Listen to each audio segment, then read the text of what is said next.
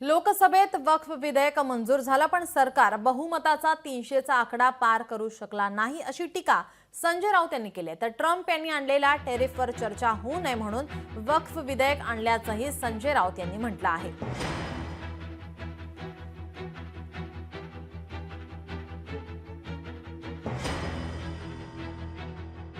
काल जर तुम्हाला माहित असेल, लोकसभेत जे बिल मंजूर झालं ते 300 पार नाही करू शकले। ते 300 पार करू शकले। ट्रम्पने लावलेल्या टेरिफवरचं लक्ष जे विचलित व्हावं या देशाचं लोकांचं, त्याच्यामुळे महागाई वाढणार आहे, त्याच्यामुळे बेरोजगारी वाढणार आहे, त्याच्यामुळे उद्योग बंद पडणार आहे।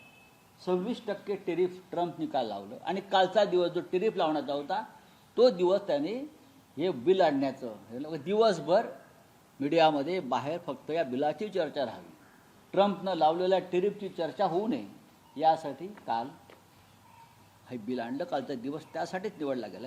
मी कालही सांगितलं की एखाद्या व्यक्तीला जसा पंडुरोग होतो त्यानंतर तो काही बडबड करतो, तसा पंडुरोग झालाय भाजपचा पंडुरोग, मोदी साहेबाच्या नावाचा पंडुरोग। म्हणजे मोदींचं नाव घेतलं, मोदीजींनी चांगला कायदा केला की यांना विस्मृती येते। हिंदू हृदय सम्राट बाळासाहेब ठाकरेंजीचा विचार होता की वक्फ बोर्ड सुधारणा विधेयक आले पाहिजे, त्या काळापासून हा विचार होता।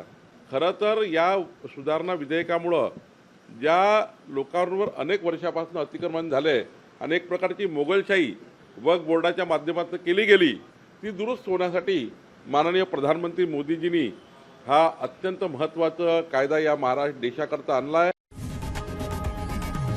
लोकशाही मराठी ऐका, पहा, जागरूक रहा।